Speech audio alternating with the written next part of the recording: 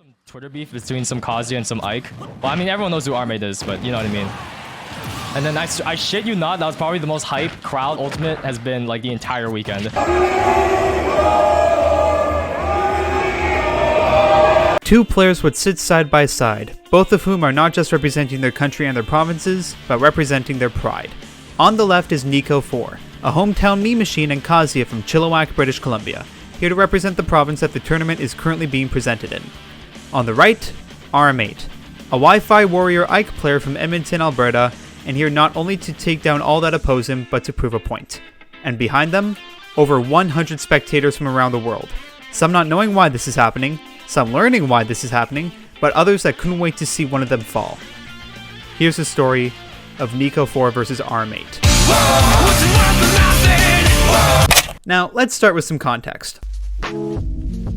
On May 14th, Big Duck Hunt Fan 7000 would upload a, well, interesting Discord post onto his Twitter, which would receive a bit of backlash from the Smash community, including from BC player Kamedo.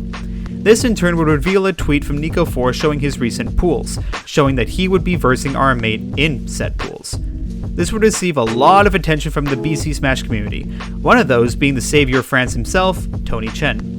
He would pay Niko4 $100 if he were to eliminate rm8, of which was cut short by the fact that Cube, a TO and local maid candidate cheer Cody more for eating coffee crisp than for winning Battle of BC 5 guy, would let everyone know that they were no longer seated together.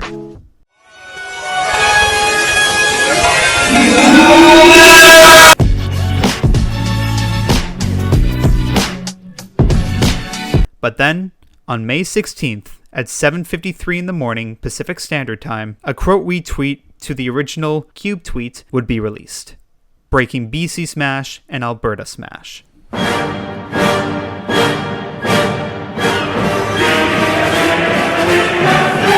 to the biased pandering by the BC crowd, they have reverted the seeds, so I play Niko4 again. This caused a lot of things. Firstly, the amount of memes that spawned from this, thank you, and that the bounty was back. And now that rm8 has basically spat at the grounds of BC, calling us biased and pandering, the gloves were completely off. And May 19th is when the fun would begin. And so it happened. 13.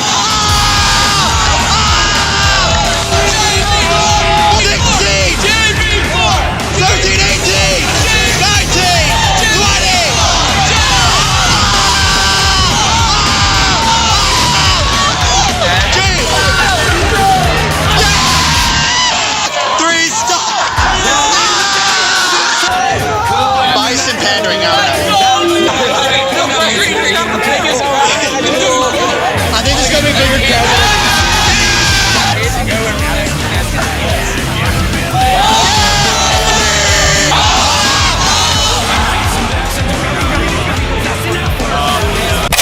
This is where it's supposed to end. rm8 wins as predicted by Start.gg. But this isn't where it stops. This is where it all begins.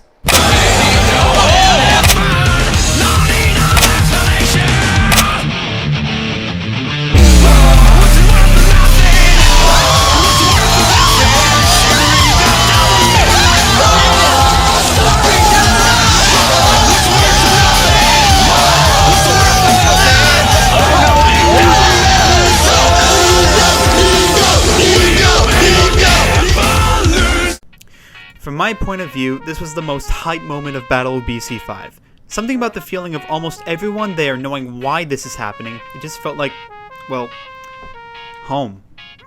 So what would happen after this? Well, rm8 would go on to place 129th and Niko4 would place 97th. Not only being his best performance so far in Battle of BC, but would also be his first time reaching top 100 at a super major. Not only that, but he would also receive a $100 payout from Tony Chen, and this win would send him into the BC Power Rankings for the first time as 15th. And you best believe, even after all this, Niko is still going strong. I was pretty confident going into it because, like, I play Shogi, who also plays Ike, like, every other week, or every week, actually. And I play Wi-Fi with him super often, so I probably have, like, the most Ike experience that I could really imagine. So like going into that set, I kind of had a really good idea of what both rm8 would want and what Ike generally wants too. So I felt pretty good going into it. Right, yeah. After that set, how did you feel just jumping with all of your friends and fellow competitors from not only BC but around the world, all of them just celebrating your win? It was unreal, honestly. Like, I thought at first, like, I didn't realize how many people were watching until after the set.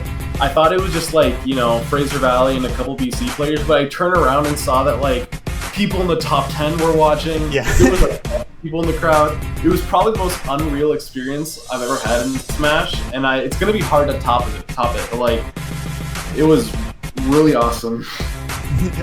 So did the $100 that Tony Chen added to the, I would say, bounty, would you say that affected anything, or did it just give you like more motivation? Well, it came as a surprise, but I spent it on Korean barbecue immediately after. Not gonna lie, I was kind of like, expecting to hear Bin 4 Burger Lounge. And we were gonna go to it on the last day, but there was a wait time of like 2 hours. Aw, that sucks. Well, thank you for answering these questions, dude. No problem. Yeah.